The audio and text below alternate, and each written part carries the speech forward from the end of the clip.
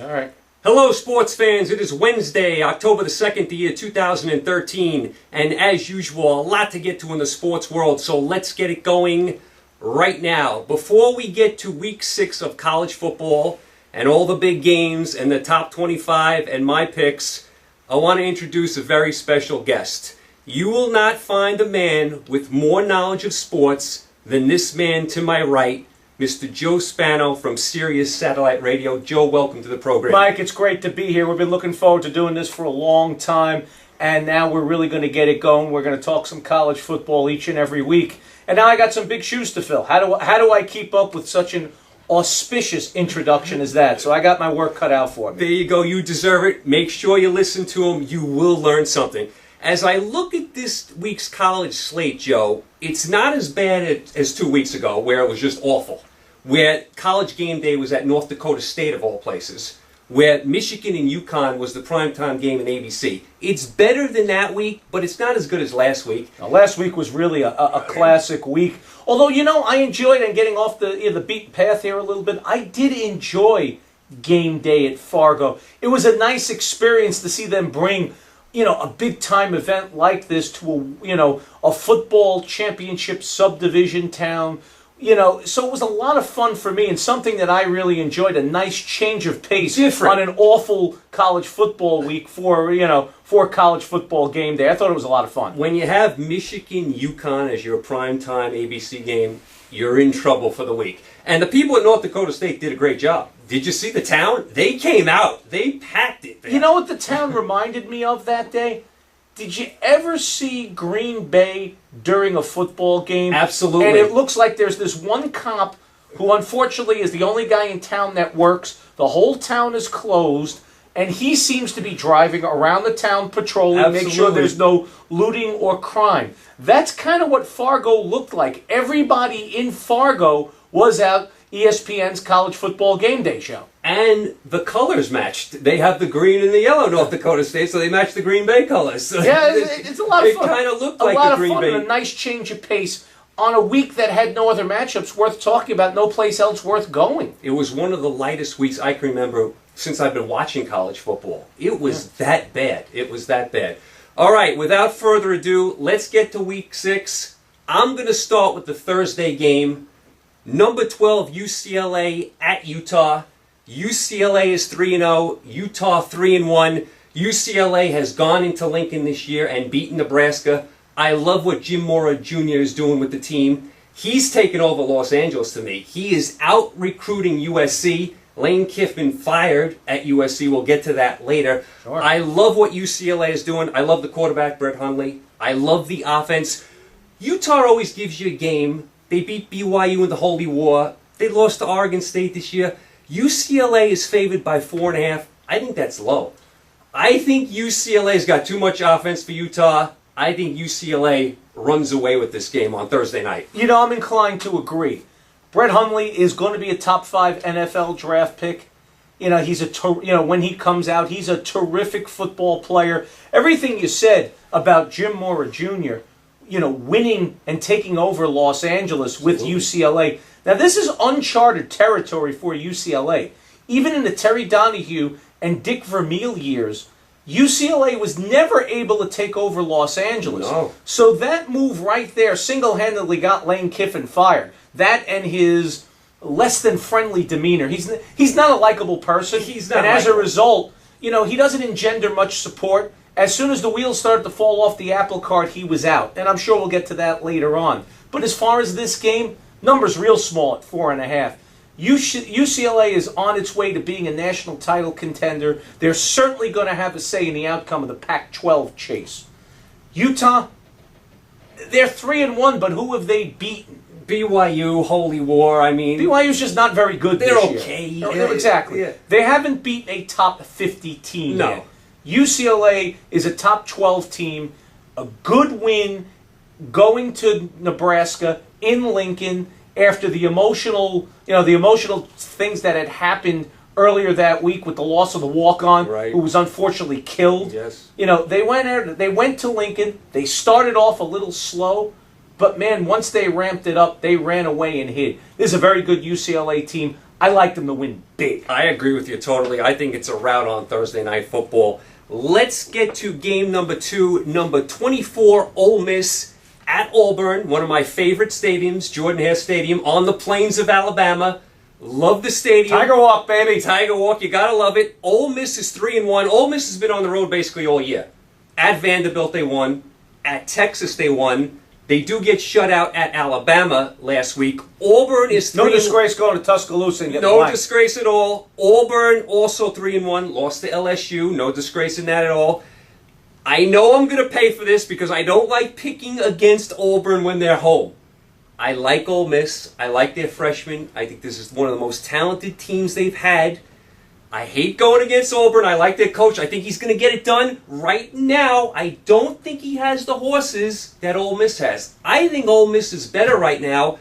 I am going to take Ole Miss -2 at Auburn at Jordan-Hare Stadium. I know I'm going to pay for it. I'm not sure that you're going to pay for I it. hate picking against Auburn. Those fans are tremendous. I love them. I'm going to take Ole Miss here. I think right now they have the better team than Auburn. You know something? I kind of think you're 2 for 2 here. I'm inclined to agree on this one. I understand what you're saying about Auburn at home at Jordan-Hare. Gus Malzahn, both of these coaches can coach them some football. Gus Malzahn is doing a terrific job at Auburn. Hugh Freeze is doing an incredible job at Ole Miss. Incredible. I mean, these recruiting classes are top 5 recruiting classes. The talent's starting to mature a little bit. Is this an Ole Miss team that's going to contend for a national title right now? No. We saw them go to Tuscaloosa and get blanked. They hung around for about 2.5 quarters, just as I expected, and in the second half it was really all Alabama. But they're on their way. They're a year away. This is this Ole Miss team this year, it's a 9-win team. Solid 9-win A solid 9-win team is going to go to a good bowl game, going to represent the SEC well. Next year, I think they take big steps because they just recruit their rear ends off. That young talent's going to mature, get more and more mature. But as far as this game, they're just a year ahead of Auburn right now. I think you're spot on right. Both of these teams are headed in the right direction. Auburn's going to be back. Ole Miss is just a year ahead in their rebuilding project. They're a lot closer to prime time than Auburn in what's going to be one hell of a game and an atypical SEC game, and we're seeing more and more of these. Offense is going to be the order of the day, and in a very close game, Ole Miss wins by somewhere between a field goal and a touchdown. I agree with you totally. I agree. So we're 2 for 2 so far. That's good. That's sure to mean that Utah pulls the upset, Right. And Auburn rolls all of Ole Miss. Absolutely. Game number 3 involving your Notre Dame Fighting Irish, by the way. Your Irish. Number 22 Arizona State against your Notre Dame Fighting Irish in, of all places, Cowboys Stadium in Dallas. Yeah. Arizona State. There's always a football game. Yeah, there's always a college football game in Cowboy Stadium. You can count on that. One thing you got to give Jerry Jones credit for, again, going off the beaten path a little bit as I'm wont to do. The realities are, he spent his money. He built that Jerry Jones Pleasure Palace, as I like to call it, Absolutely. complete with the Victoria's Secret store. Absolutely. Which we always like. Right, which we know you frequented many times, of course. Many times. Absolutely. Many times. I'm not ashamed to say I bought a lot of stuff for a lot of women there. Right. And Victoria's Secret and me are very close The women friends. will remain nameless at this point. Yes, at this point. Maybe we'll bring them in at some point in the future. Yes, absolutely. But one thing Jerry Jones does is he keeps that venue working. It is not just, okay, we built the place, the Dallas Cowboys will play 8 home games and we'll be done. There's always a big college football game in that stadium. There's postseason bowl games in that stadium. They've had that. Boxing. Yeah. Major parts of the NCAA college basketball tournament, big regular season college basketball games. Because you put a roof on a place, you can play in it all year. That's a memo to the New Jersey Sports and Exposition Authority. Those retractable domes come in handy. They sure do. And I don't love dome stadiums either. I wish when they have a retractable dome, keep them open at all costs. But I could see, other... But you see, if you're going to build one of these places, you might as well make it usable, especially when you're going to take taxpayer dollars to do it. Absolutely. Again, memo to the New Jersey Sports and Exposition Authority, who said in their $1.3 million antiseptic MetLife Stadium, they ran out of money for the roof. They actually are putting a roof on the U.S. Open Stadium. I know you're not a big tennis aficionado. I like my tennis. You dabble in it a little bit. But there are 4 majors, I'm there. They're actually putting a roof on that place, so it's about time for that with all the endless rain delays and everything. You'd like to get the tournament done in 2 weeks. Right. And have Sunday be, because what they do now, it's Sunday is either the men's or women's finals, and then Monday in prime time, it's the one that wasn't on Sunday. Absolutely. You'd like to see them be able to keep to the schedule if rain has an impact. If Wimbledon could put a roof,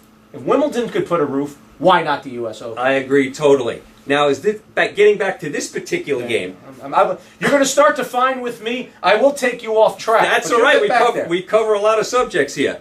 Arizona State's 3-1. They got beat up by Stanford.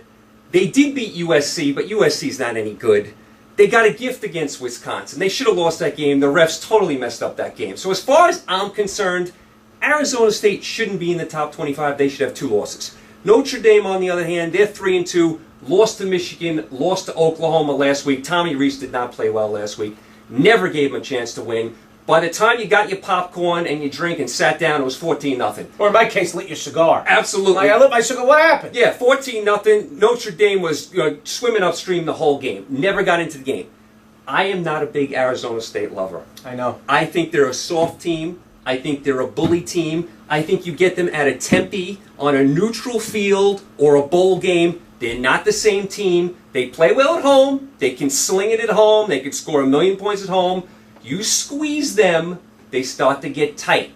It's all about pace in this game. Is it going to be an up and down the field game? That's Arizona State's game. Right. Is Notre Dame going to control tempo? Running game, milk the clock, keep the chains moving? I think Notre Dame is going to win this game. Notre Dame is underdog by 5.5. I am taking Notre Dame plus 5.5. I think Tommy Rees plays better this week. I think Arizona State's defense is Swiss cheese. USC, as bad as they are, scored over 40 points last week, and USC couldn't score against anyone, had 7 points against Washington State at home. If USC puts up 40, Notre Dame can do some business against this Arizona State defense. I also think the house is going to be Notre Dame. This is a neutral field.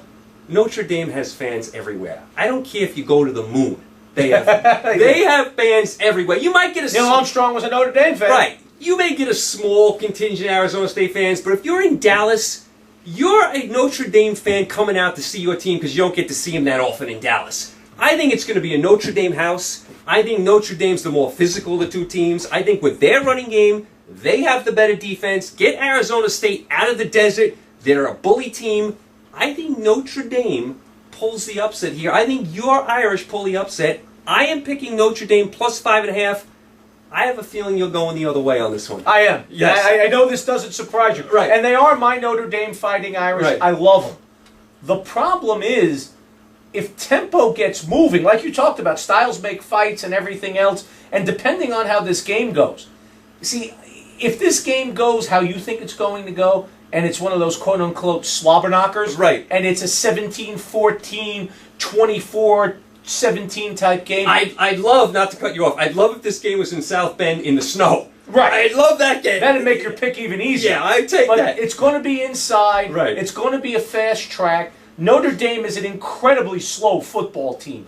When you watched them last week against OU... 2 different speeds. 2 different speeds. Notre Dame looked like they were running in quicksand. Can't argue with it. And that worries me because it's indoors on a fast track. I know Notre Dame travels well, but Arizona State to Dallas is a short trip.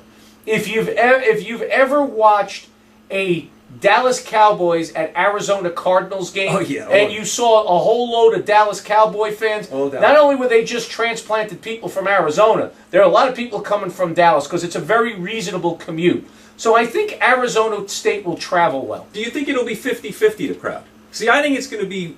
I think it's going to be 60-40 Notre Dame, okay, but I don't think it's going to be one of these where it's going to look like a Notre Dame home game. I think Arizona State will represent well. Todd Graham could flat out coach. I like him. And with it being a fast track indoors, this is going to turn into a little bit of a track meet. And because it will, that favors Arizona State. Notre Dame can't keep up. So I expect it to be a track meet. I expect it to be a fast-paced football game. That leads me to believe that Arizona State can win this one, and they're going to win it by 10 points. If it goes the way you think, and it's a little more physical, I think you're right. Arizona State is a flat-out finesse team, and they won't be able to handle the physicality of Notre Dame. But I expect the track meet, as has become more and more common in college football, and Arizona State wins a track meet against a slow Notre Dame group. A Notre Dame fan going against his Irish. I won't hold it against you. Well, you brought me here for insight, I did. not for love. I did. So I'm giving you insight. All right, so we disagree on that one. Let's mark that one down. Pick number 4. Let's go to the big house in Michigan. Minnesota at number 19, Michigan. Minnesota is 4-1. Iowa trounced them last week. Michigan 4-0, had the big win against Notre Dame, and since then they have been sleepwalking. Should have lost to Akron. If Akron did not mess up at the goal line, Akron would have beat them. Akron had the ball at the 1-yard line. Questionable play calling by Terry Bowden and Chuck Amato. The pitch wide just was awful. I don't know why they were pitching wide there. Akron could have easily won that game. Then I thought Michigan was going to respond the week after against UConn. They didn't look good against UConn. Had a rally in the fourth quarter to win that game. Yeah, no, absolutely. Against an 0-4 UConn team who just fired their coach. Now Michigan has had a week off. Well, once Lane Kiffin got fired, you know, right. all bets were off. Now everybody can fire their coach if they want to. Michigan had a week off. Now they've had 3 bad weeks here. You had a week off where you know the coach was all over them. Should have lost to Akron. Could have lost to UConn. I think Michigan is looking to lay it on someone this week. And I think Minnesota is the perfect opponent for them. Minnesota is not a high-flying offense. They had 7 points against Iowa last week.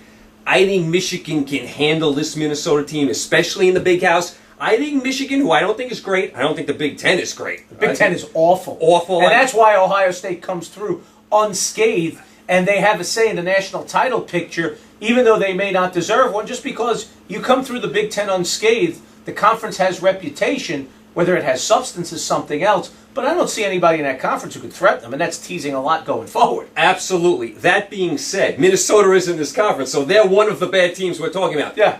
I think Michigan's looking to unload on somebody. I think this is the week where Michigan puts up 49. They win like 49-21. They bury Minnesota at home. I like Michigan minus 20 in the big house over I would consider a mediocre Minnesota team. You know, the record, the 4-1 record is nice, but I think one of the biggest things you said there was 7 points against Iowa. At home, in Minnesota. This is not a good Iowa team. No.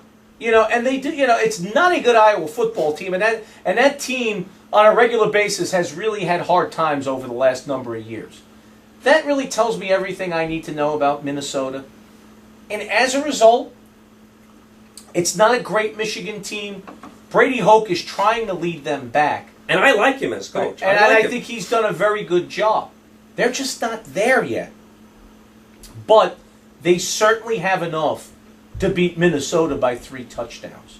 And I think you're spot on right here. This is one where Michigan lays the wood to an opponent, and that poor opponent is going to be Minnesota. I agree totally. If not this week, it's not going to happen for Michigan. I mean, after the performance against Akron and then UConn, they have to put up a performance here against Minnesota. They just have to. So we're in agreement there. We like Michigan to lay it on Minnesota. Absolutely. Pick number 5, we go to the Swamp. You know where I'm headed with this? Yes, I know you were talking about the love of Auburn at Jordan Hare, and I'm like, but he's got a Florida sweatshirt on. I'm like, what's up with that? We are going to the Swamp in Gainesville, Arkansas at number 18, Florida. Florida, of course, 1 loss to Miami. They didn't look good in that game at all. Lose Driscoll, the quarterback, who I didn't like as it was. I wasn't a big fan of Driscoll, but he was their starter.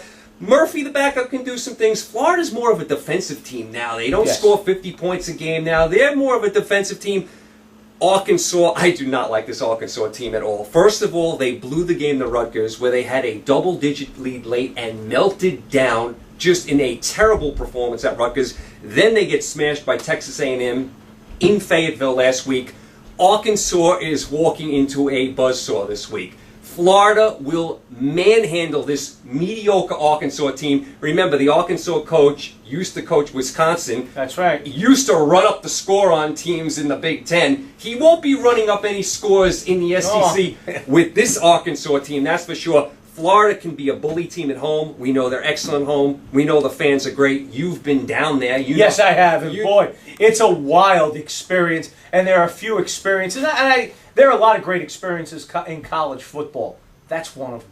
On a scale of 1 to 10, what would you rate your experience there? About a 35. So there was nothing you didn't like. How are the fans? Because I hear the fans can be a little unruly down there. They were good to you down there? They were very nice to me. They were good to you? I didn't have a dog in the fight, as it were. So you weren't wearing your Notre Dame jersey. I wasn't wearing opposition colors, so there was no issue there. But I do happen to think the Swamp is a terrific place to go see a game. Death Valley in LSU is another terrific place. There's experiences all over this country that are great college football experiences. What game did you see Florida play against? It was a number of years back. It was a Florida-Auburn game. Oh, Florida-Auburn. There we go. Back to Auburn. There we go. You go to, right. So we obviously see you have a dog in a fight. Or a gator in a fight. So you definitely enjoyed your trip to Florida. I enjoyed my experience. One of my favorite experiences, and we talked about him already. It's a little off the radar. Oxford, Mississippi. The Grove. Ole Miss. Yes. The Grove is terrific. The girls are even better. Guys. There you go. There we go. You want to talk about the sexiest girls in college football? We're saying Ole Miss in the Grove. Go to Ole Miss in the Grove. And I should bring my camera for YouTube for that as well. Absolutely. There's no question. Beautiful women all over the place. What an experience. They say Go to Oxford. They say in Mississippi they have to redshirt Miss Americas down there. It's very much true because you got to wait your turn to play. Absolutely. Now back to this particular game. Florida, an 11-point favorite. Florida's going to manhandle Arkansas. Arkansas lost to Rutgers. This is not a good Arkansas team. Florida can handle this team. I know they lost to Miami. I know they're playing without their quarterback. I didn't like Driscoll to begin with. I know you did. And there wasn't much to like. I think they weren't an offensive juggernaut with Driscoll. Right. But I don't like this offense anymore. Because, I'm going to take the divergent view on this. Right. I don't think Arkansas can win the game. But I don't know that Florida is an 11-point favorite against anybody in the conference right now. And I'll tell you why. They just don't score a lot of points. They don't. They're very good defensively. And they won't give up a lot of points to a limited Arkansas team. But they don't score. How many did they score last week against Kentucky? And Kentucky is the bottom of that conference. 24, I think, yeah. If you can't score and roll up 50 on Kentucky, you're not going to score points. So if you can't score, it's hard for me to lay 11. Right. Florida will win the game. And, the rest of the way, no Florida football games are going to look like the Mona Lisa. They're not going to be beauty contests. Ugly. They'll find a way to win a lot of them because of what they can do defensively. One thing where I don't like them is covering big numbers. 11's a big number. I don't know that they can cover the number. I am confident they will win the game. So you may be leaning towards the Hogs with the points in this. With the points. Okay, that's the caveat I'm going to go 24-10 Florida in this game. I'm going to say they cover it. I'm going to say Arkansas barely scores, maybe one touchdown they get in this game. I like Florida minus the 11. All right, I'll go 24-17 because that's about where it's going to be. There you go. All right, so we split on that one as far as the point spread. Game number 6, let's go down to Miami, where number 14 Miami, who is undefeated at this point, hosts Georgia Tech. Georgia Tech lost to Virginia Tech last week on Thursday Night Football. Miami, their quarterback looks like he will play. Morris, they're saying he will play. Miami already has a big win against Florida. I like what Al Golden is doing down there. I like the direction Miami's headed in.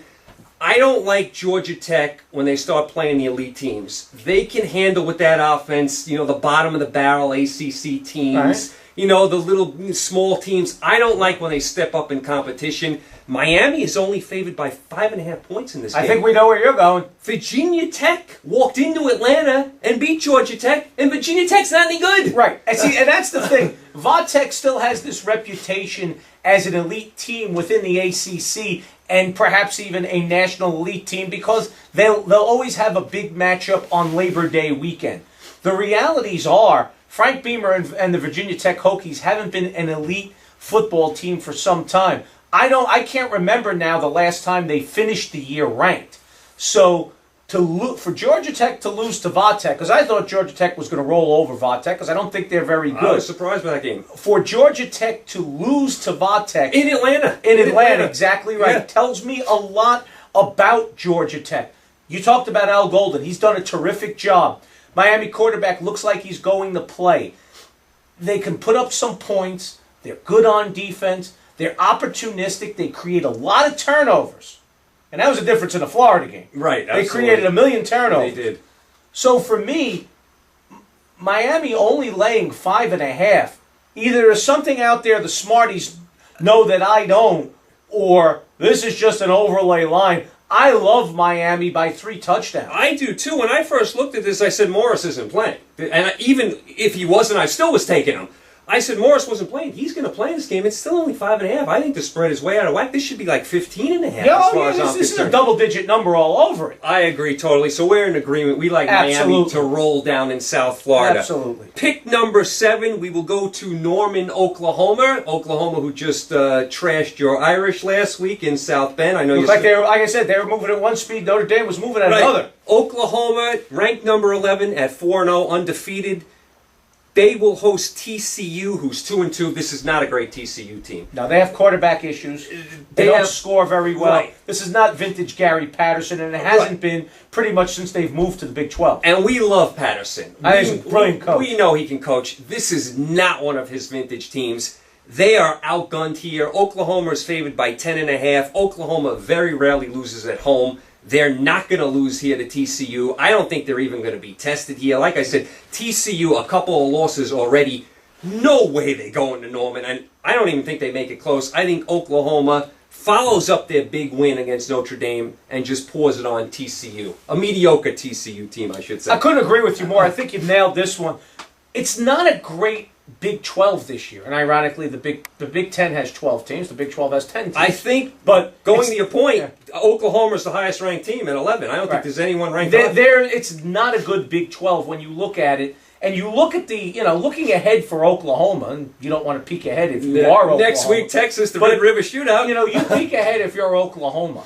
And you've got Texas, who's going to fire Mac Brown at the end of the year, or ask him to retire, and maybe they kick him upstairs because their AD is retiring. Maybe they do in the tradition of Darryl Royal and Fred Akers, and they kick Mac Brown upstairs. Absolutely. Remains to be seen. Right. But we'll get to that, as the season unfolds. Right. But you look at the rest of this Big 12. It's Oklahoma, Texas is lousy, Iowa State's down, Kansas State's down, Kansas stinks.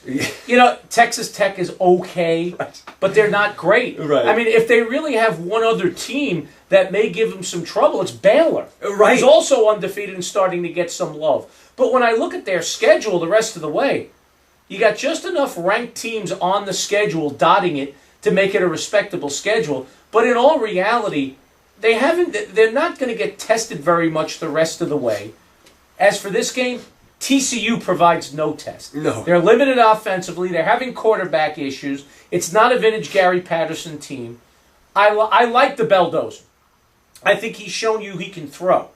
What happened in spring practice and fall practice, I have no idea what made Bob Stoops decide to put the freshman in at quarterback. Right. He was overmatched and not ready, and anything he saw in practice we didn't see in that game. Absolutely. He got away with one. He did. Because they didn't lose that football game. No, they didn't. And they're very lucky that they didn't. The Belldozer has come in. He's taken over at quarterback. He's shown you that he can throw. And he was recruited as a throwing quarterback. Absolutely, yeah. The other stuff had become wrinkles after they got there and realized how big he was. And that offense has moved much better under Bell. They're not going to have any issues with TCU. It's one of those games that's over by halftime. 10.5 is way too small a number at home in Norman. I agree totally. And another thing, going back to Oklahoma's schedule, no Big 12 title game. So they only have 10 teams in the conference. So throw that in. They don't even have to play that extra game. Right. So Oklahoma's schedule light to see. And you know what happens? They go undefeated, as I would, and I think there's a real good chance that they do. And then they kind of wait for everybody else. Right. They may be left out with that schedule. I mean, and I've been going through some of this as the season has started to unfold. You have the chance this year to have a lot of undefeated teams. And I have a feeling there are going to be some undefeated teams that are left out of this equation. Louisville. Because when you look, Louisville, I think, is a given. Because you want to talk about a team that plays nobody. Fresno. Those two play nobody. Right, yeah. Ohio State really doesn't play anybody. No. They play, it's a down Big Ten. And what was their non-conference schedule? San Diego State. Cal. And an awful Cal team. Who they beat with their second-string quarterback. Right. Yeah. So they didn't play anybody. And I think they're going to go undefeated. OU is not going to play a gauntlet-type schedule. They have a real good chance of running the Big 12 undefeated. Somebody's coming out of the Pac-12 undefeated. Because you still got three teams Oregon, that are going to have a Stanford. dog in a fight. Oregon, Stanford, and UCLA. Absolutely. So Alabama's still undefeated in the SEC. There are a lot of teams that may end up going undefeated. You have the teams in the ACC. You got Clemson. You got Florida State. Absolutely. So there looks like there's a lot of teams that are still undefeated, and I'm not sure everybody gets picked off. But you got a couple of these teams that are going to go undefeated. Now forget about Louisville and Fresno State. Right, yeah. Fresno State won't climb, even if they run the table. They're playing nobody. They're not going to climb really much past 9 or 10. Right. Louisville, kind of the same thing. Yeah. They started ranked higher, so they may have some say, but they're not getting in the national title game with that Absolutely schedule. not. Not this year. Next year with the Final Four, Right. maybe. Not this But year. now you got teams like Ohio State and Oklahoma and one of those Pac-12 And teams. the SEC. And the SEC. So you may have some undefeated teams being left out. And if the wrong undefeated teams remain and everybody somehow does pick off everybody and there's upsets along the way, you could have a one-loss SEC or Pac-12 team eclipse an undefeated Louisville, Absolutely. Fresno State, maybe even Ohio State when the computer gets done with that schedule. Right, I agree with you totally. So we are in agreement here. Oklahoma, no problem No with problem. TCU. No sweat. No worries there. Pick number 8, number 10 LSU at Mississippi State. LSU had the heartbreaking loss at Georgia last week. Mississippi State 2-2. I consider them mediocre at best. Yeah. They can ring those cowbells all they want. LSU is favored by 9.5 in this game. Now remember, in the SEC, you can lose a game and get to the national title game. Not sure this year. Not but sure, most but it can years. happen. It can happen. LSU runs the table. They beat Alabama. They get to Atlanta. They win that game. They can get to the national title game. Absolutely. So a one-loss SEC, it doesn't kill you when you lose The a game. season's not over if No. you lose a game in the SEC. So that loss- if you lose a game this year in the Big 10, in the Big 12, Absolutely, you're your done. season's over. You're done. In the Pac-12 and in the SEC, you lose a game, your season's not done. So LSU losing to Georgia, not the worst thing that could have happened. LSU, I think, is way too much for Mississippi State. I think that this is just what the doctor ordered here. After the tough loss at Georgia, you get a mediocre Mississippi State team to get fat on. LSU's favored by 9.5. I see LSU cruising in Mississippi State. I know they ring their cowbells down there and the fans are good. This is an average Mississippi State team. They can't hang with LSU. I think LSU rebounds in a big way. They get fat down there in Starkville. They blow out Mississippi State this week. Logic says that that's exactly what's going to happen. I hear a butt in here. I'd like to give you one. I think it's going to take a while for LSU to get started. When you lose a game like they lost in Athens against Georgia, you come out the next week and sometimes there's a hangover effect. So you think they're going to be flat this week coming up? Yeah, not flat enough to not Lose. cover the number. Right. But flat. Right. And I think it may take them about a quarter and a half to get started. But, they'll get the engines going and they'll steamroll in the second half. If the opposition was better, I might be concerned with LSU this week just because of the hangover effect I think they may suffer in the first half. But everything you said is true.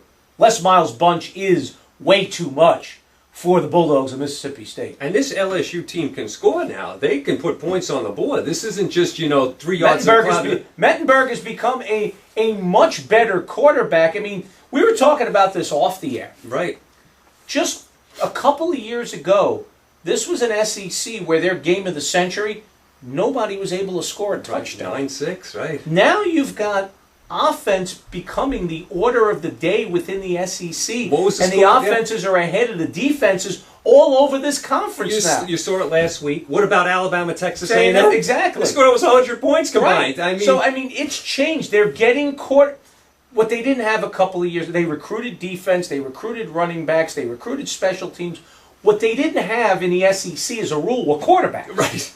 You know, Alabama always had a game-managing quarterback, John Parker Wilson, Greg McElroy, guys of that ilk, while they were winning national championships. This guy's better. A.J. McCarron's no game manager. He's better. He's not going to get drafted in the first round of the National Football League draft, but he'll get drafted in the third round, and he'll make a roster. He's a good football player. He's better than the quarterbacks you just listed right there. Yeah. He's the best they've had in a while. You know, when's the last time LSU has had a quarterback worth talking about on the college level? I know he washed out in the pros, and that's Jamarcus Russell. Right, absolutely. You know, so it's been like that, and you look all over the conference.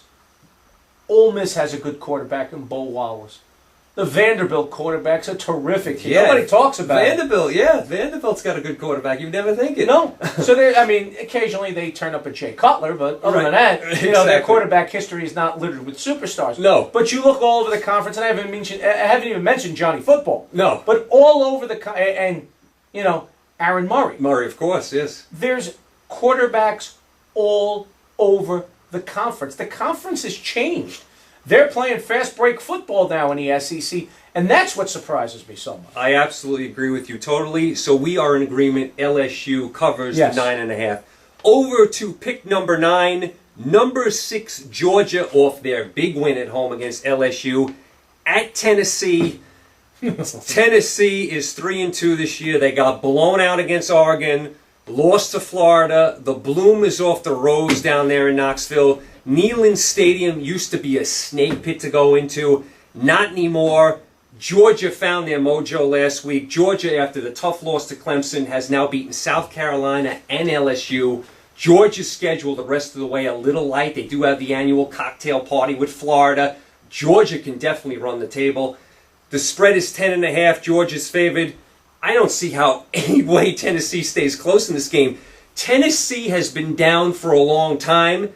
They're not that good. Oregon, what did Oregon beat them, like 59-10? It was a game right up until the coin toss. Right. Awful. Tennessee has not been the same in it seems like a decade. I think Georgia just plasters Tennessee. They're begging Philip Fulmer to come back at this point. Yeah. I think Georgia plasters Tennessee. I think you're going to see a lot of red in Neyland Stadium. I think there's going to be a lot of red there. Maybe even 50-50. Really? I know the one thing that hasn't happened yet is they still sell 100,000 plus tickets. They do. They ain't happy. I think the Georgia fans are gobbling up these tickets. I think the Tennessee fans are apathetic at this point. They know they're going to get drubbed. They're going to sell their tickets to the Georgia fans, watch the game on TV. Wow. I mean, that would shock me because Neyland Stadium, it still would be a snake pit to go into, except the team that plays there for them stinks. Right. So I think you're spot on right. I know there's a lot of agreement here, but common sense is common sense. Great minds think alike. Yeah, exactly right. Tennessee can't match up with Georgia. Aaron Murray is going to throw for 350 yards. He's going to throw a bunch of touchdowns. I don't even know if Gurley's going to play. He's banged up. It doesn't matter. Questionable, right? Yeah. It doesn't matter. Doesn't matter. Next man up. There's 2 more running backs on that roster. Are terrific. Walker could play running back at this point. It doesn't matter. Yeah. Tennessee has no answers. Tennessee doesn't have the quarterback play to keep up. They can't put up any points. They got issues at quarterback. They have issues all over the football field. The rebuilding project is now 3 coaches and a decade old. Absolutely. So at the end of the day, 10.5 is nowhere near enough. 21.5 wouldn't be enough. This is going to look a lot like what Oregon did to them in Eugene. This is going to be a blowout that is completely over by halftime. I couldn't agree more, and you hit it right on the head. Tennessee's quarterback play. I mean, did you see them against Florida? It was painful the way they were throwing the ball. And in today's SEC, we talked about this just a second ago. Not going to get it done. You got to have quarterback play. It used to be if you had a great defense, a big offensive line, and some running backs, you could hide your quarterback. You can't do that in today's SEC, and you can't do it against number 6 Georgia. So it's a long, long day for Tennessee in Neyland Stadium. I couldn't agree with you more. Let's go to pick number 10. Number 3 Clemson at Syracuse up in the Carrier Dome. Strange matchup seeing Clemson going up to Syracuse. They are an ACC team. They are. It's strange. I still haven't wrapped my head around it. Do you remember when they used to show you the old ACC logo? Right. And it was a map, and it was basically a map of the Mid-Atlantic states with a bunch of dots on it. Right. Now they give you the map of the entire Eastern Seaboard, and there's dots all over the map. It's the strangest, weirdest thing in the world, and you always forget. I know I have trouble wrapping my head around the fact that Syracuse and Pittsburgh are ACC teams now. Absolutely. Very, very confusing. Strange to see Clemson go up to the Dome. Now, Clemson's 4-0, ranked number 3, had the huge win in Week 1 against Georgia. What a terrific, exciting game. That was a great game. Very exciting. I know you enjoyed it. Very exciting game. I was a little under the weather, as you know, at that point, so I didn't enjoy it as much as I should have. But you didn't have to hear the call, and that's always a plus. Right. I was there in spirit. I was having some trouble with my ears. I have recovered since, though. But yeah, I didn't get the whole atmosphere in that game, but a tremendous great game. atmosphere and a Tremendous game. So Clemson off that win is 4-0. Syracuse 2-2, mediocre. Yeah. Mediocre. To me, too much Boyd, too much Watkins here. Clemson fans travel everywhere. I wouldn't be surprised if they took over the Dome up there. They travel everywhere, Clemson. And Syracuse don't draw. Syracuse they were starting to get some momentum going under Doug Marrone. Doug Marrone leaves, take the Buffalo Bills job. We can see what kind of football coach he is by what he's done in Buffalo, having them where they are. A miracle Buffalo has 2 wins. Right. So they were starting to gain momentum, but they still weren't filling the Dome. It wasn't like it was when Donovan McNabb was there and Coach Mack was there and even Coach Paul during a bunch of his tenure. So Clemson, who travels well, this is going to look like a neutral site game. I agree with you totally. And the spread, Clemson's favored by 13. I think Clemson's got way too much offense. Their offense, now I know they're not as good offensively when you get them out of Death Valley. There's still way too much for Syracuse. I'm inclined to agree. I mean, like you said, too much Todd Boyd, too much Watkins. Yeah, I don't see how Syracuse can stop them. I see Clemson putting up 50 points in this game. And again, it's funny. Clemson's good this year. I thought their offense was actually better last year. They lost some weapons to the next level. They're real good and graduation. They're real good this year. I actually thought they had even more weapons last year. But the improvement and continued growth of Taj Boyd, Watkins truly emerging, Syracuse just doesn't have any answers. It's like, it's like bringing a pea shooter to a gunfight. Absolutely. They just don't have any answers. They just don't. And in a few weeks, Clemson, Florida State, how tasty of a matchup is that? Oh, that's going to be a good one. And again, these ACC teams, while the top of the conference is pretty good or very good with Miami, Florida State, Clemson, there's so little at the bottom of the conference underneath them that I don't know that any of them can navigate the minefield with one loss. So when one of these teams loses a game, their season is over as far as getting into the national title game, at least in my mind. I agree with you totally. So we both like Clemson to roll up in the Dome. Pick number 11. Now, this is one of the 3 games that pits 2 top 25 teams. We have number 25, Maryland, a surprising Maryland team, at number 8, Florida State. Both teams 4-0. How about Edsel as a coach for Maryland? I mean, he was a great coach at UConn. You see they miss him. Well, he gave them a program. I mean, he took them from football, what was 1AA back then. It's now called the Football Championship Subdivision. They'll have to change that name again once the NCAA has a championship. Right. Once they have a championship at the big level, I don't know what they'll call it. But in any event, he navigated that minefield, and he took a UConn program that was a dominant program at 1AA under him, moved them up to the Big East, and made them a viable program. Absolutely. The Big East Conference hadn't been great for a decade in college football. But he did manage to get UConn to the top of that conference. And I think on 2 different occasions, they represented the Big East in a BCS bowl game. They got blown out because the difference in talent between them and who they were playing was quite stark. But that's a hell of a coaching job. You get an opportunity to go to a bigger program, and Maryland is a bigger program than UConn. And you're starting to see the fruits of his labor now. They're 4-0. Randy Edsel is a hell of a coach, and they look like a pretty good football team. I don't know that they're as good as Florida State, but they're pretty good. I wanted to sing the praises of Mr. Edsel, and Maryland's doing a nice job. They're 4-0. Florida State is a 15-point favorite here in Tallahassee. I think Florida State is going to lay it on Maryland. I think Maryland's in the deep end of the pool now. They can beat the West Virginias and those type of teams. They are not ready for Florida State in Tallahassee. When Chief Osceola plants that spear in the middle of the field, Maryland is going to know they are in the deep end of the pool. They can't handle this Florida State team. I love Winston, the freshman quarterback. He looks like he's going to be a star. Florida State's defense did not play well last week against Boston College. They will be angry this week. They will be better at home this week. They will shut down Maryland. Maryland in the deep end of the pool.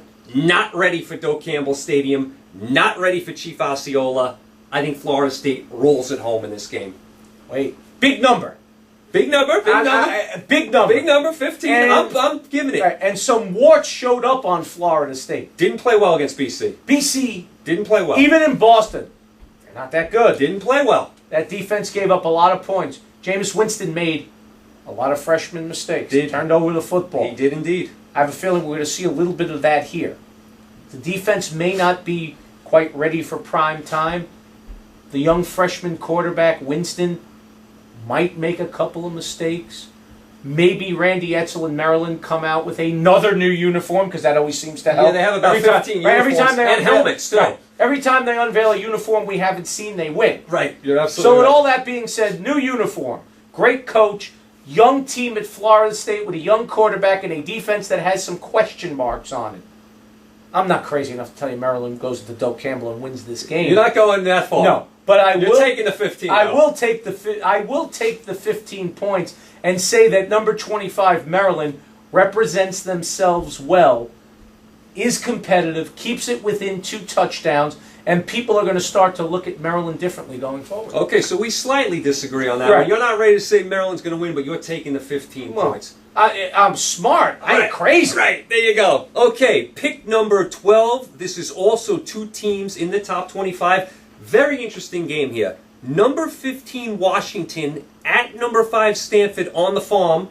Both teams 4-0. Washington has beaten Boise, not a vintage Boise team. Beat Arizona last week. Stanford just beat up Arizona State and beat up Washington State. I think Stanford's one of the most underrated teams in the country. Like you said, they're not sexy. They're very physical. They're a power team. They're good in the trenches. That's what they are. If this game was in Washington, now I love the way they redid Husky Stadium. Yes. This place was always a snake pit, but it's even better now. Fans are right on top of you. They hold in the noise. It looks tremendous. This game was in Seattle. I would pick Washington. Washington's a tremendous home team.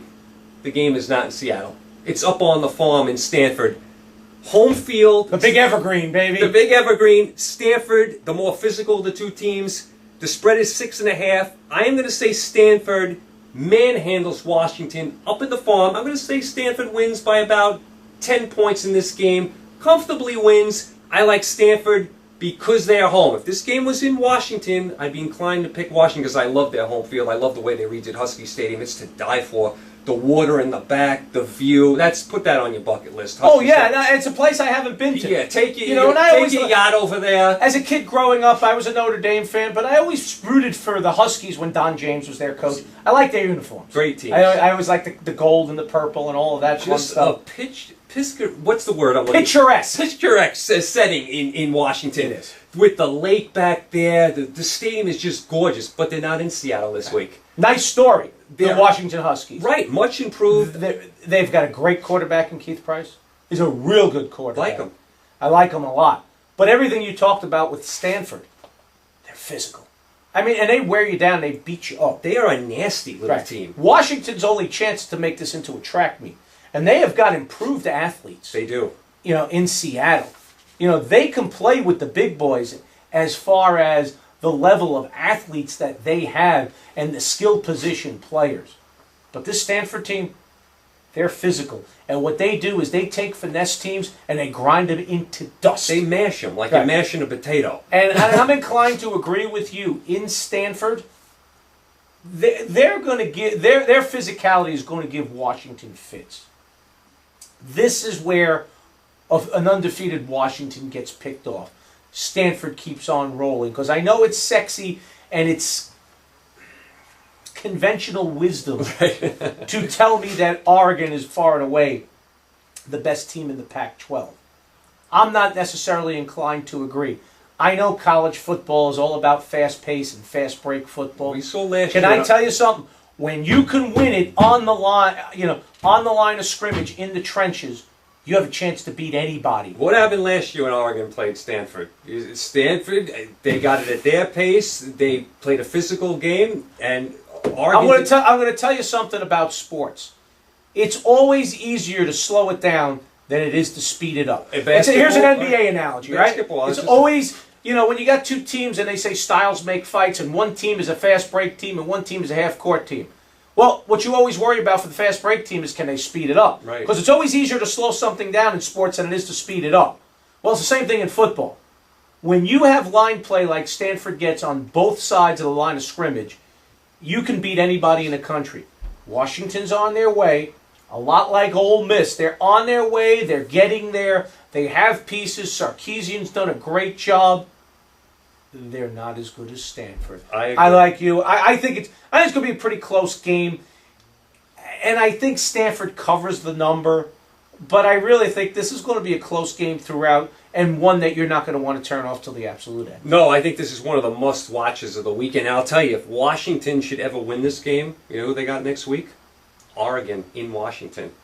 See, now that'll be an interesting game, whether win or lose. Yeah. That's not one that Oregon can take lightly, because now you have a team in Washington, and we'll talk about that more next week, that can run at the same pace as them. You talked about how difficult it is now to play in Seattle, and Oregon has a terrific quarterback, but so do the Huskies. I agree. And college football is a quarterback-driven game now more than it ever was. Absolutely. So we're in agreement. We like Stanford. Yes. And I'll tell you, if Washington would ever pull the upset, what a game next week, Oregon and Washington. But that is getting ahead of ourselves, because we both like Stanford to win this game. Okay, pick number 13. This is the site of College Game Day. Northwestern, believe it or not, is hosting College Game Day. Did you ever think in a 3-week period, North Dakota State and Northwestern would be hosting College Game Day? Those two football powerhouses. Right, in a 3-week span. Yes. I mean, my goodness. So what's next? Right, number 4, Ohio State. At number 16, Northwestern. Ohio State 5-0. Just beat Wisconsin last week. Has had a light schedule other than that. Northwestern, you want to talk about a light schedule. 4-0. Here's who Northwestern has beaten.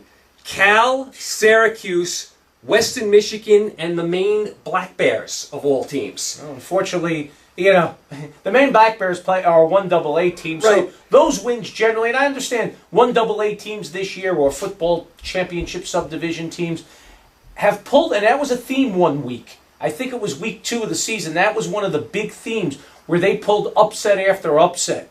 Well, still, a win against Maine is nothing to hang your hat on if you're Northwestern. Ohio State comes in as a 5.5-point favorite. Again, I had to take a retake at this spread. I said, "Is this right? Is it 15.5? No, 5.5 Yeah, points." where's the one on the front of that on the front of that crooked number? Urban Meyer has not lost yet at Ohio State. They're not going to lose to Northwestern. Northwestern cannot win this game. Braxton Miller is going to play well. Ohio State is just too talented for Northwestern. I like what Northwestern's doing. I like that they're getting College Game Day there. Northwestern is a very hard place to recruit from. They got to go up against these Big Ten powerhouses, Ohio State, Michigan, Michigan State. I like what they're doing. They're way over their head here. I mean, I think Ohio State cruises in the second half. Maybe it's tight for a half. Maybe. Blowout at the end of the game. I think Ohio State just runs Northwestern off its own field. And you know what? I expect a lot of red at Northwestern as well. Ohio State will get some fans in that building as well. Entirely possible. I'll tell you, there's not much we're in disagreement here about this game. I've told you how I feel about the Big Ten as a conference. Nebraska's okay. Northwestern's okay.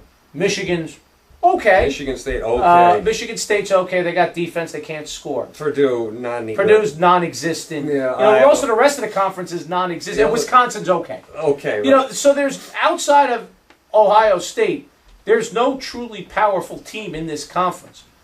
Northwestern is a nice team, and they're going to have a nice year in a weak conference. And they're going to go out and they're going to represent themselves well and say the Alamo Bowl or something along those lines, which is where, when they end up, when it's all said and done and the dust settles, they're going to be like that 3rd or 4th place Big Ten team. So maybe they get, you know, I guess it's the Citrus Bowl or the Alamo Bowl, something along those lines. Right. And they'll represent themselves well. They will put up a good effort in a bowl game. That's their type of game. They're over their head in this game. This is against a true national power. They cannot match up with a true national power. At home, on the road, neutral site, in your living room, it doesn't matter. Right, this has blowout written all over it. And for those of you saying, well, what about a quarterback controversy? I had Archie Griffin on my show last week.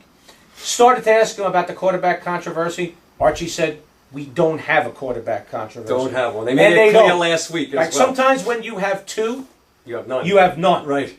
They have two, but they have a clear-cut pecking order. And what's nice and rare in college football, if their starter goes down, they have a backup that could step right in, and they won't miss a beat. That is why in a weak Big Ten, there's no injury that can curtail them. Literally, unless they lose both quarterbacks, the beat's going to keep on rolling for them. They're going to roll over Northwestern, and they're going to roll through the entire Big Ten schedule. I agree totally with you. Now, those were my official picks, and we're pretty much in agreement. Now, a couple of the top 25 teams are playing, I would call, lesser teams. I'm just going to throw them out here real quick. Give me your thoughts real quick on these games. Number 1, Alabama, is hosting Georgia State this week. The spread is 56 points. I'll give you bonus points if you can tell me Georgia State's nickname. I can actually. Georgia State Panthers. I had to look it up myself. Why is Alabama the first week of October playing Georgia State? Now, I'll give them a little break. They play a tough SEC schedule. They always play a big game to start the year. You looked at the schedule. Now, they always have, during the course of their SEC season, they always have one rest game in there. Georgia Southern, I think they played one year. There's always one, but it's usually a little later in the schedule. Right. Do you remember looking at their schedule? Do they have another one of those? A lot of years it's like, Louisiana Monroe, which beat them one year. Right. Remember? Yeah. But usually during the course of their schedule, sometime between late October and mid-November, they play a lesser light team, a payday type team, and they get a break in the rigorous SEC schedule. I'm assuming this is that game, unless you know for a fact and looked it up and there's another one on the schedule. I don't want to commit to it. I would hope this would be that game. I would hope there's not another one coming on the horizon. Well, and I'm going to give Alabama a little break. They are in the SEC. They do play a big game to start the year. They always do this. If you look, and this will be a little homework assignment. Right.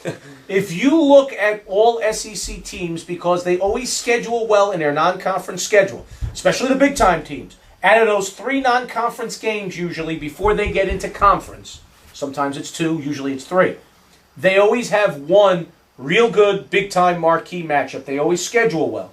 Then the SEC is incredibly rigorous and incredibly deep, and there's no weeks off. So usually during the course of that SEC slate, they put one gimme game in there, a payday game. Every one of the teams in the conference has it. Go look it up. You can book it. So you can forgive Alabama for this. Absolutely. You can forgive, because I know a couple of people are saying Alabama is a disgrace. I'm going to give Alabama could lay 156 in this game, and I'm sure they would cover. Right. Here's another. But they'll call off the dogs before it happens. Here's another one. Number 7 Louisville at Temple, 34-point favorites in front of about, I would say, 10,000 where the Eagles play over there in Temple. 10 people in Philadelphia, outside of Philadelphia. And I don't think you're making the trip down to Philadelphia to see this one. Last week I might have taken a look. I was down in Philly over the weekend on some business/social stuff, right, and I might have stopped out there. But this week, no. I mean, Temple, Al Golden left. The program was making some real progress under Al Golden. Did a great job. Did a good job. They actually picked off Penn State, I think, while he was there. Absolutely. They had a couple of other good signature wins. He leaves. He's doing his great work at Louisville. Temple is back to being what Temple was. Yeah. This is the same Temple that was once kicked out of the Big East, and we all know how good the Big East Conference is for substandard football. I remember Bill Cosby getting all upset about that. How could you throw Temple out? So, with that being said, Louisville is the best team in America that plays nobody. And when I say nobody, we've talked about some light schedules around college football. They play nobody. St. Mary's School for the Blind, Weak Sisters of the Poor, you name it. They got them all lined up. Right. 39, even in Philadelphia. And like you said, nobody will be at Owl Stadium. Yeah. There's literally going to be somewhere between 10 and 10,000 people, probably closer to 10. They need to get out of there and have a small, intimate, on-campus. Well, they can't. I know, but they have to get out of where they're playing. It just looks bad. You have a big stadium like that, you got 10,000 fans. It just gives off a bad vibe. Louisville rolls. I agree. I don't think the 39 is enough unless they call off the dogs extremely early. We'll give the 39. Maybe we don't see Teddy Bridgewater for the entire second half. Real quick, number 20 Texas Tech, who I consider mediocre, but they are undefeated. They go to Kansas. The spread is 14. Your old buddy is coaching Charlie Kansas Weiss. now. He's coaching Kansas. Remember when Kansas and Missouri were ranked 1 and 2 in football? No. Years ago. No. That's a long time ago. Right. Those were the fold your helmet up and put it in your back pocket days. Right. I don't think we're going to see that again. Not in football. In basketball, yes. Do you give Kansas a shot in this game against Texas Tech? I don't think Texas Tech is all that great, but I don't think Kansas is that good either. You talked about Texas Tech being mediocre. Yeah. Kansas strives to be mediocre. Right. And they're nowhere near that. They're an awful football team. It's not Kansas basketball. Right, even in Lawrence, they can't cover the number. Texas Tech is a representative football team. Quite honestly, Kansas is not. I agree with you totally. Here's another beaut. Number 23, Fresno, who's undefeated, who I think is going to go undefeated. Yeah, they aren't playing anybody. Here's one for you. At Idaho, minus 25-point favorites. I mean... Kibbe Stadium, baby! Yeah, I mean... What's the Kibbe Dome, How right? many It's the Kibbe Dome. Yes, how many has Fresno put up here? 56? I mean, with Card quarterback, they can score on anyone. Right. I mean, they score points. They score every they week. do. They give up a lot. Soft defense. Idaho doesn't... Idaho, they're awful. There's a lousy foot. I mean, not everybody's good. You know, that's why you have about 106 Division 1A teams. Yeah. Somebody's got to be near the bottom. Unfortunately for the Idaho Vandals, it's them. It's them. So not much there. No. Here's another beaut. Number 2, Oregon at Colorado. Oregon favored by 38. Colorado hasn't been good in a long time. They should cover this number by halftime, and Oregon is not shy about running it up. And they don't call off the dog. No. Because they try and put up those beauty points for the computer. Absolutely. And, you know, Colorado won't challenge it. The move from the Big 12 to the Pac-12 has changed nothing. They stunk in the Big 12. Right. They moved to the Pac-12. They still stink. Right. Nothing has changed. They've been through coach after coach, and they can't get that program in Boulder right. I don't know what it is that they can do, but it's a picturesque campus. Very pretty. You know, it's a beautiful place to go. It's a great college experience. You're in a major conference, which means if you're good, you'll be on TV in prime time all the time, and yet they can't get it right. Oregon doesn't call off the dogs. I expect them to make it look a lot like that Tennessee game. They're going to put up about 70. Colorado will put up about 7. I do my quick math. That means they can cover the 38. I agree. So another mess of a game. Here's another one. Number 13, South Carolina at home. 21-point favorites over Kentucky. This is not basketball. This is football. This should be another rout as far as I'm concerned. Should be, but I'll caution you one thing. No Connor Shaw. No Connor Shaw. The backup did play well last week. Did do some things against Central Florida. They were struggling in that game. They pulled it out. I don't like Kentucky at all. I know it's 21. I know the quarterback is out. I don't like Kentucky. I think South Carolina is going to shut them out. Here's my indictment on South Carolina, because I don't like South Carolina. I don't like Kentucky either. You're not a fan of Steve Spurrier's crew. It's not. You don't like Clowney. It's not even that. Well, you know, can you get in there and actually play some plays?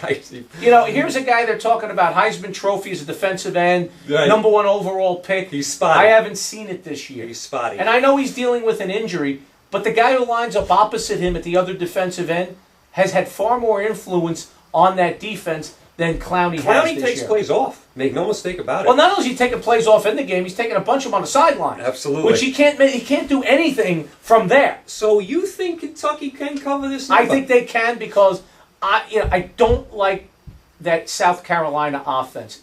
With Connor Shaw in there, it was a very limited offense because he's a very limited cornerback. Dylan Thompson may be able to do some things with his arm that Connor Shaw can't. Back had a good game last week. But he's a very good running back. They have 2 of them that are terrific. They can run the football.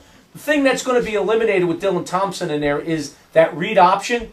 He's not somebody that's going to run it. It's going to be a lot of drop back. It's a very limited offensive group as a whole at South Carolina. I love their big physical offensive line. I love those 2 backs. Davis is a terrific back. The other kid whose name escapes me is a real bulldozer. They got a great 1-2 punch there, but they don't put up a lot of points, and defensively, they're a little overrated. I don't like South Carolina, and I can promise you, I don't think they're going to cover this number. It wouldn't shock me if they did, but I don't think they will.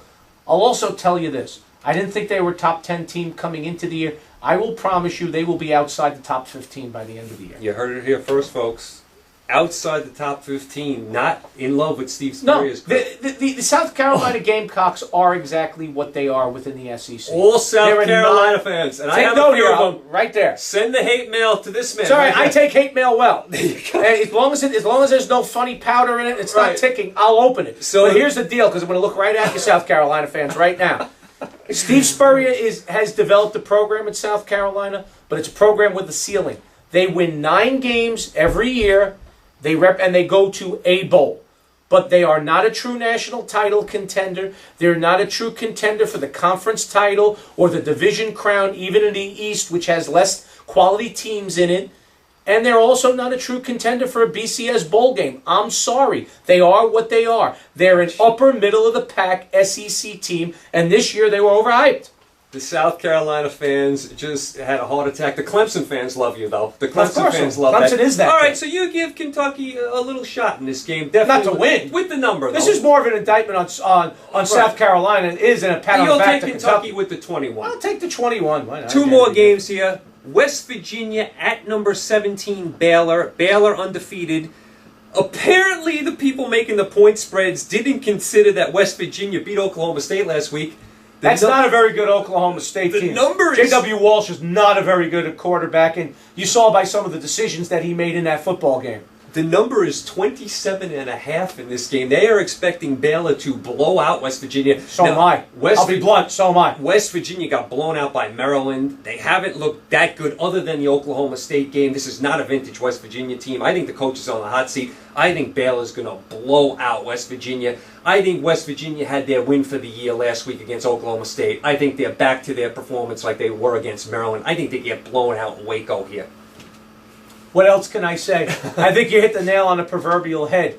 And we're going to get some idea going forward when Baylor plays Oklahoma what they are. I happen to think they're a pretty good football team, and Art Browse can coach them some football, can he? And Their by head the football way, coach. have you seen the pictures of the new stadium they have in the works for Baylor in a couple of years? Which is shocking just because they're a private school.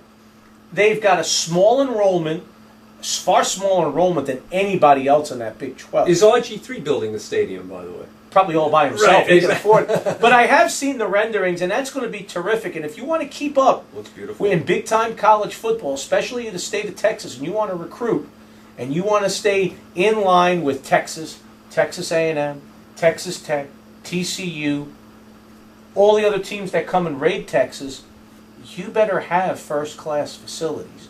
They're going to have first-class facilities, and a lot of times you can get guys to go someplace because now I come into your living room, and you just told me, well, Texas showed up, Oklahoma showed Yeah. up, Hey, look what we Alabama got. showed up, USC showed up, Right. you name it, they all showed up. Did they tell you you're going to have to wait your turn? What do Right. you mean, Coach?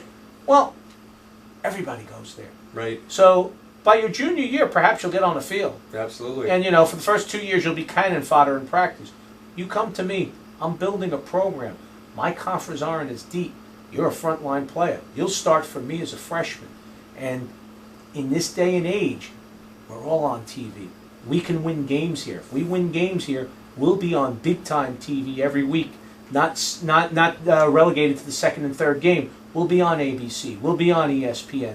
So come on down to Waco, hang out at Baylor. We got great facilities, and you'll get on the field right So away, you like- and you'll get a chance to beat this team that told you you're going to have to wait your turn. So you like where the Baylor program is I headed? do. A very good football coach. Art Briles is a terrific football And- coach, and I like the direction they're going. All right, one last game. Number 21, Oklahoma State, coming off their loss to West Virginia, which was an awful loss. They are hosting Kansas State. They are 14-point favorites. Kansas State is 2-2.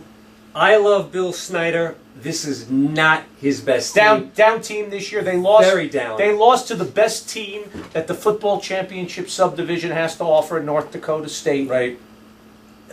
They're just not that good. I would expect Oklahoma State off a loss, coming back to Stillwater where they usually play well.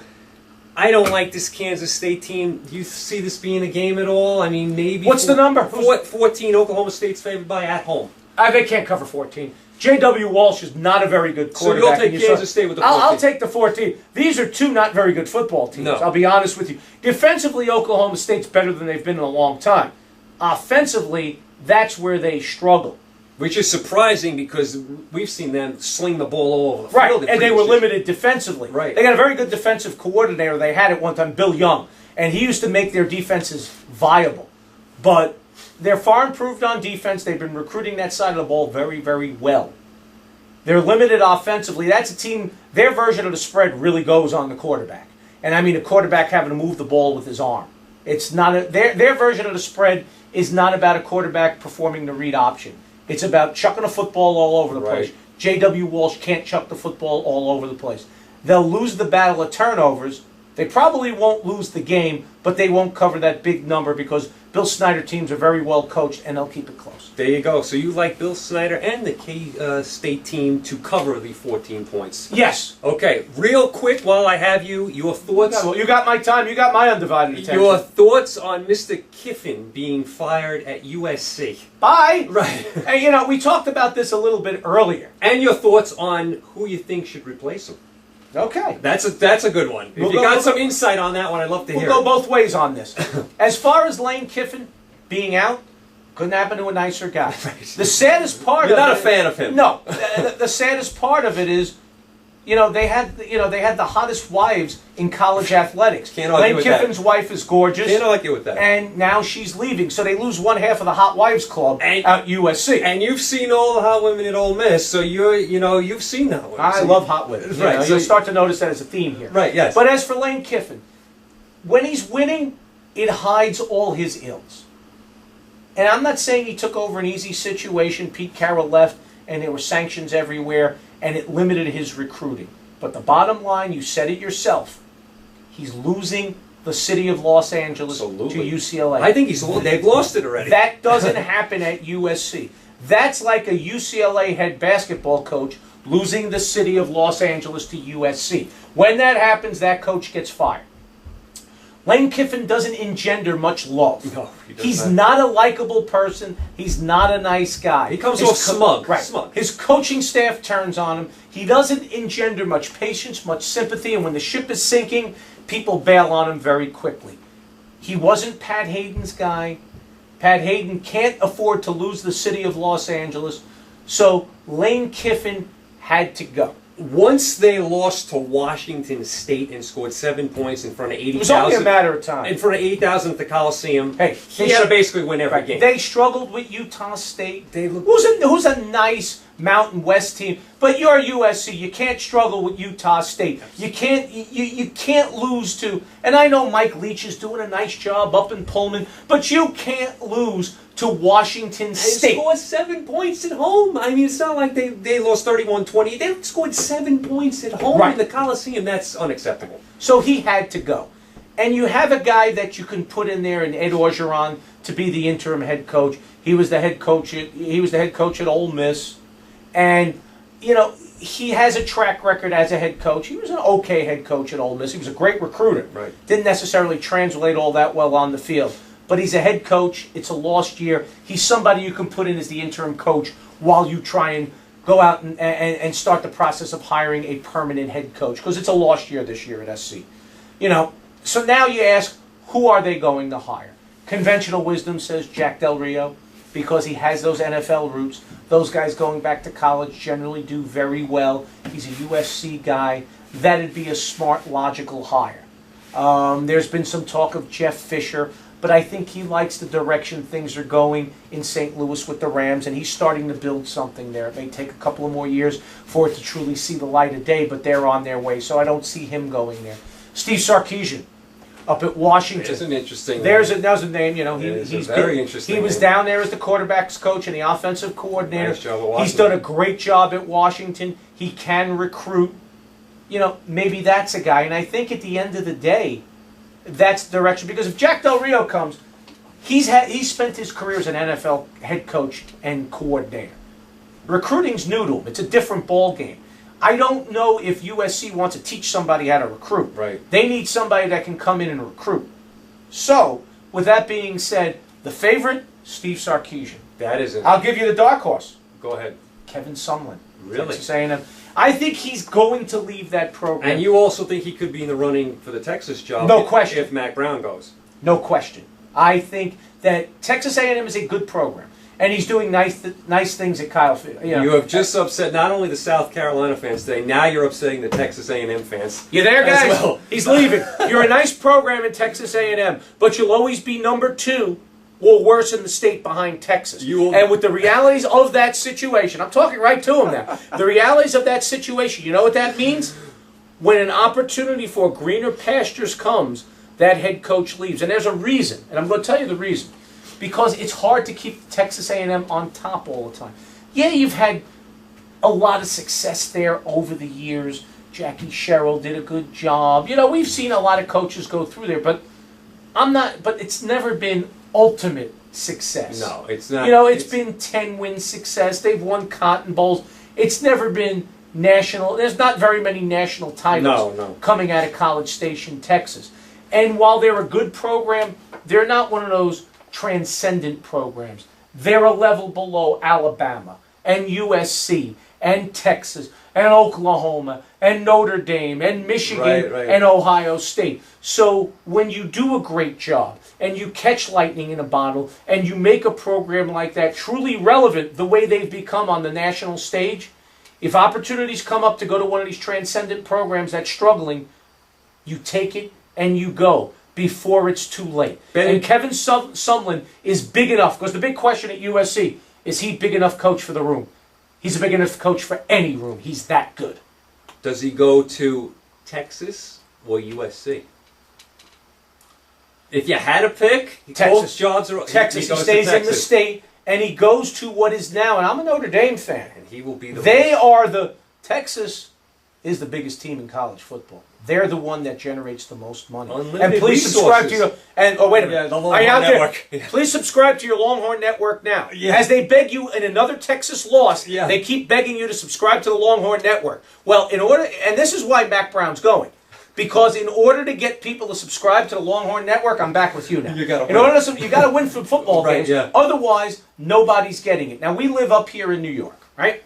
If you have the Verizon Fios package, which is a nationwide package, Longhorn Network is on there. I don't if you have DirecTV, you got Longhorn Network. I got Cablevision. If they don't have the Longhorn Network. I don't think I'm missing out this year. But you're not going to get very many people to call when they're going to get blown out by Oklahoma in Red River, when you get walloped by Ole Miss at home in Austin. BYU. Right. Ran you lose to BYU, ran for they ran for 300 some odd yards. Ran all over them. You know what the bottom line with Texas is? And forget the defense this year. Mac Brown has swung and missed on big-time quarterback recruits the last several years. Absolutely. You got the one kid that left to go play at SMU. Well, he stunk at Texas and he stinks at SMU. Right. You got Colt McCoy's brother. Right. He's not very good. Not good.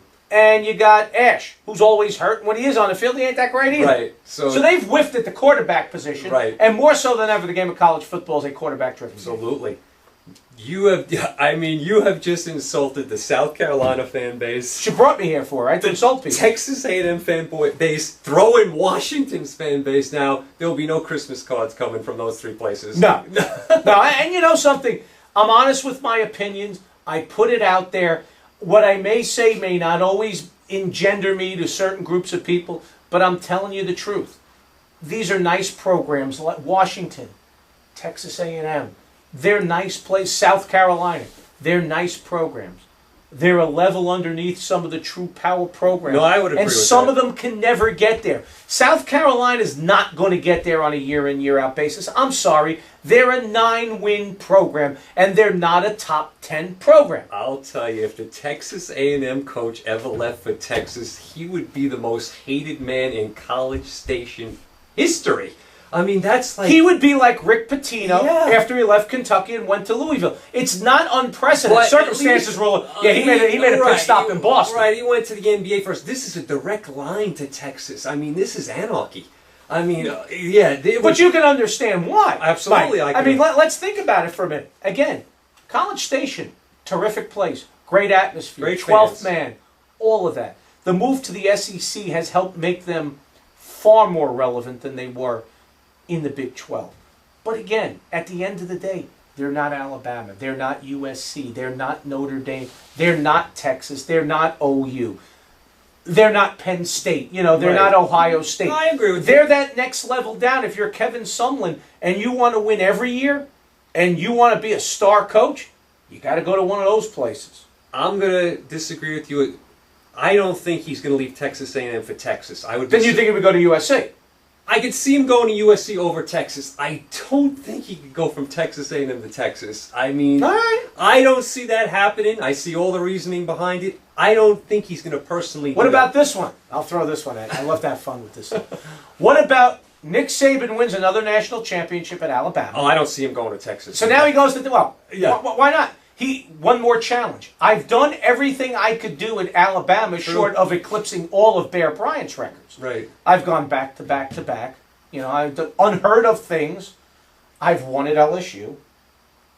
Imagine going to a third school, turning that around, winning national. And if you don't think if he went there and you don't think he'd win national championships, you're crazy. He can win everywhere. Imagine taking 3 schools. Yeah, I know. At least one of them, maybe 2 of them, to multiple national championships. You want to talk about cementing your legacy as the greatest coach in the history of college football? That would do it right there. I would hope he would stay at Alabama. I like him in Alabama. I actually wish he stayed at LSU, to be honest with you. That whole I still think back. All apologies to Les Miles, and I love the Mad Hatter. I get the feeling all the people in Baton Rouge wish he'd stay there as well. I didn't like the whole stint in the NFL. I didn't like what he did to the Dolphins. I didn't like the way he lied to Don Shula. I didn't like the way he ran out of Miami and flew to Tuscaloosa. Well, I'm saying another guy. I'm not saying he's a prince of men. No, right. Another guy who it all works because he's winning.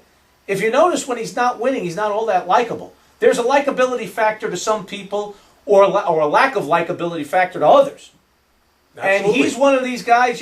When he's winning, all is fine.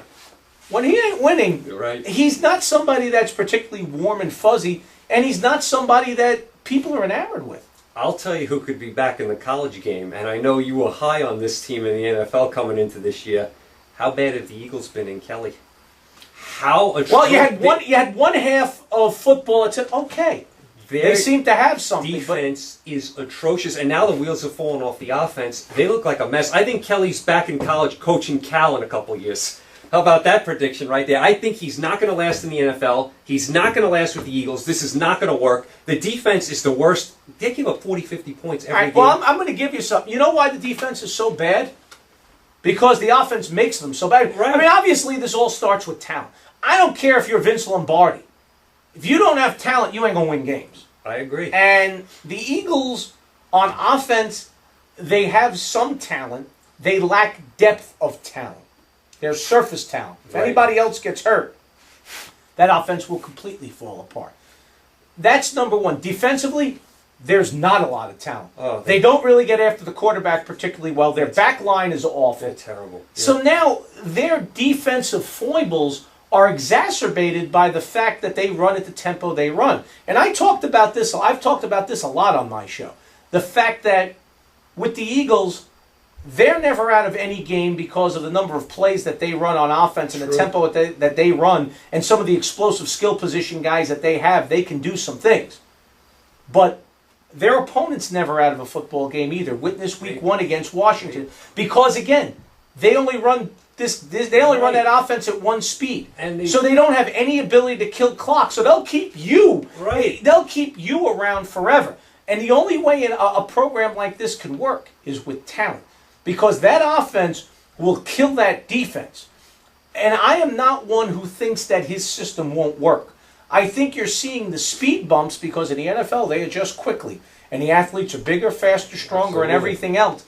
And the bottom line is it doesn't work right now because Kelly doesn't have the horses. You give him 2 years, he's going to get the horses. He's already got the offensive line in place. He's going to have to go get another quarterback because Michael Vick isn't his long-term answer. Is easier said than He's done. got to get he's got to get some more depth of weapons, on the outside. He's got to get his kind of defensive players, and he's got to get a lot of them. And once he gets the talent in place, I think it can work, or I think it will work, and I don't necessarily see him going back to college. I will disagree. I say he doesn't have the patience for this. He's used to winning big at Oregon. Yeah. I think he's going to get frustrated with this whole NFL thing, just like Nick Saban did. I think he's going to run back to college. Bobby Petrino? I see. Is he leaving in the middle of the year sending a note? I'm out of here. I won't go that far. I see him coaching Cal in 2 years. Mark it down. He could fix Cal. Right. That's the type of program I see him going back to. I see him coaching Cal in 2 years. He is not going to last in the NFL. He's not going to like taking beatings like this every week. I mean, they're going to take him for a while. They are taking beatings week after week. Although they're going to get a reprieve Sunday. Right. My New York Giants don't beat anybody. I think the Giants are going to win that game, actually. But that's for another day. That's for another day, another show. All right. Quick look at next week's games. This is the top games for next week. I took a look at little tease. We'll get people excited. Little Give them a reason tease to come for back next week. You got Oklahoma, Texas in the Red River Shootout. Not what it used to be. It's still an exciting game. I love the 50-50 crowd. I love the Texas. You like the split right there in the middle, like and the jersey and the color of the T-shirts change from one side to the other. I like the Texas State Fair where they fry basically everything. If you want fried food, you want fried alligator or fried this or fried marshmallows, any type of food, they have it fried there for you. I like the whole ambiance of the stadium. It's one of two games where you have it 50-50, Georgia, Florida being the other one. I like that. Texas is not what they were, but we'll get into more of that next week. Mac Brown, the whole 9 yards. So that's one game next week. Oregon at Washington could be a Goliath game if Washington wins this week. I got to get my calculator out for that one. Right. Adding up all those yards and all those points should be fun. If Washington wins this week, the atmosphere for that game off the chain will be one of the best in history. Question for you. And I know this is kind of off the page, but why not? We go in all kinds of directions. Absolutely, yeah. Washington beats Stanford. Where is college football game day? Do they go to Red River or do they go up to Seattle? Oh, no, you have to. I think you have to go to Seattle because I don't think Texas is what they used to be. No, I think OU drowns Texas in the Red River. Yeah, I think we stay away from that. I think they definitely go to Seattle for that game. I would say Seattle for sure. That's cool. I think we stay clear of Texas. I just figured I'd ask because it is Red River. Yeah. And it's a storied matchup. I think they actually would pick Florida LSU actually over Oklahoma, Texas. Florida LSU is another game next week in LSU. Both teams cannot afford another loss. Nope. Death Valley, impossible place to play. I would see College Game Day going to Florida LSU before they go to Oklahoma, Texas, in my opinion. That's a possibility. Yeah, so that's another game next week. You also have Michigan at Penn State. I think Michigan, that could be a game. I could pick Penn State in the upset. I am not liking Michigan on the road. I think they're going to win this week, but when they go back on the road, I think they're right to be picked off. By the way, how good a job has Bill O'Brien done? Tremendous under the circumstances. Tremendous. I mean, he honestly has Penn State right where they were, and I didn't think they'd be able to maintain this. Absolutely but he not. basically has Penn State right where they were before the scandal hit, except they don't get to go to a bowl game. Absolutely. And now they're going to get back some of the scholarships that were taken away, and maybe they take the last year off the bowl ban, so that moves this program and this rebuilding project along even faster. But for Bill O'Brien to be able to take over a program with unprecedented penalties, a bunch of people transferred out, led by Silas Redd, and keep this ship sailing along. And let us remember, when Joe Pa left, this was not your father's Penn State. They were a second-tier Big Ten school. They weren't a national power. They were a top 15, top 20 team. They weren't winning any national titles. They'd win 9 games. Some years they'd disappoint. Some years they'd step up and win 10. But generally they were that 8-9 win team, ranked at the bottom of the top 20 somewhere. They certainly, and every once in a while they'd have a year slightly better. Every once in a while they'd have a year slightly worse. They certainly were not a dominant program that was threatening the national title. And they were like that for the last decade under Joe Pa. Absolutely. So Bill O'Brien comes in under horrible circumstances, loses a bunch of his key players, is asked to recruit in impossible circumstances with limited scholarships and limited opportunity because there is no postseason for them. He brings in quality recruiting classes and keeps Penn State exactly where they were. They're an 8-9 win team under Bill O'Brien. Once they're free and clear of the sanctions, they still have the name. It's Sully, but it's still Penn State. True. They have the facilities. They have Happy Valley. Bill O'Brien knows how to recruit. He can still wave around those championship rings, those NFL championship rings, and say, I can show you how to get here.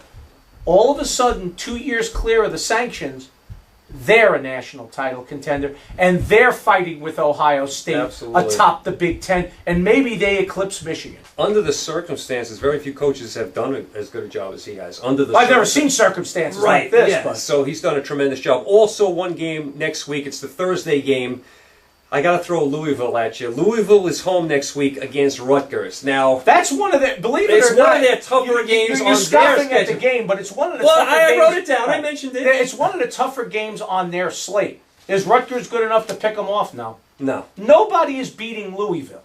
It's not that nobody can beat them. Nobody that happens to have to be scheduled to play them can beat them. So they'll run the table. They'll be 12-0, and they'll probably be ranked somewhere between 5th and 7th.